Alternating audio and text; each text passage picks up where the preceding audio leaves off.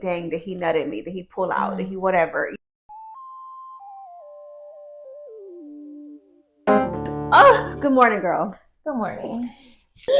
Anyways, what you got for me? A pep talk, all right? Okay. All right, so my thing is, you ever been in a situation Oh God. where you're with someone and then the next morning you're racing to the pharmacy to get emergency contraceptive? Been there, done that. I mean, I don't know. I got kids, so maybe I skipped the pharmacy, but I feel you. But why do you think that that's the first thing that come to mind instead of, damn, do I have something? Did this person give me something? Is there a pill to stop something from? Yeah.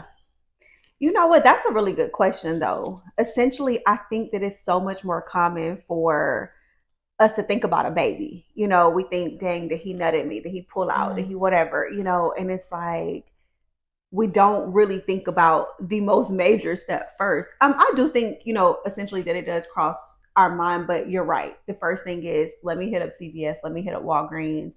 Oh my God, I hope I'm not pregnant over damn, do I have something? Because I feel like essentially, you know, STIs are easily passed along because people are asymptomatic. So majority of people aren't purposely having sex while they are infected with STIs. Because one, they'll be uncomfortable. And because people are asymptomatic and it's easy to pass along, when you're having sex with someone, they can be infecting you with chlamydia, gonorrhea, syphilis, and you can go get help. You can go get doxypep. But I know it's not common for us to think about, oh, this person might have an STI or HIV. I think it's because we steer away from things that are uncomfortable. Yeah. And because STIs, HIV, no one wants to be the stigma. No one wants to think that they can get it, but the thing is that we can. Mm-hmm. But I think that because it's an uncomfortable thing to talk about, but babies have become such the common thing where it's like, oh, I can have something to love, or I can go get rid of it, or I can whatever. I think that the options that you have there are more comfortably talked about in the community over the embarrassment of if you contract something. I agree. But then the crazy thing is about baby versus STI, you only have 12 hours you can get pregnant a month. Okay. And that can span over 2 days. So essentially, you have 2 days you can get pregnant, but you can get an STI or HIV anytime you're having sex, even though those 2 days may still be higher than you get an HIV, but not STIs though. Right. Definitely. I think people don't realize that how many people will contract chlamydia.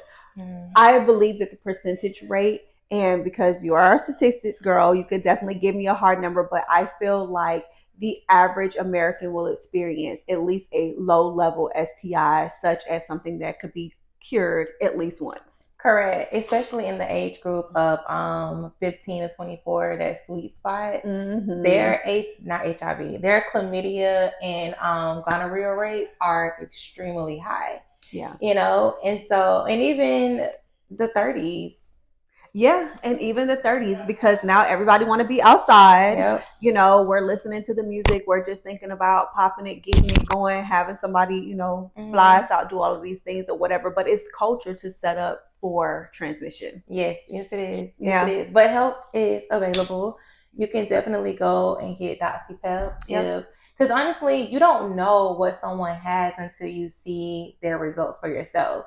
Again, people and looking at them for yourself. Looking at them for yourself, like people are asymptomatic, which means they don't have symptoms of burning, itching, green discharge. Even though those symptoms are real, sometimes it can take months for those symptoms to show up. So in the meantime, if you find yourself in a situation where you had unprotected sex on purpose or accidentally, the next morning go get doxypep or go get pep to protect yourself, because you just don't know. Like, think about it. The people who are infected with HIV, who were infected with other STIs, do you think they thought that this person had something? No, they didn't know until later on in life they got tested and their results were positive. Yeah. And I think too, just if we think about it in HIV, we're not experiencing, you may know that you may have chlamydia and gonorrhea far before you know that you have contracted HIV, just due to, like you said, being asymptomatic, those symptoms not being the first thing to show up. And like I said, as uncomfortable as it is, I guess we can just say, let's get uncomfortable. Yeah. Yeah. All right. Till next time. That was good. That was Oh, good. I like that. Let's get Okay, let's uncomfortable. get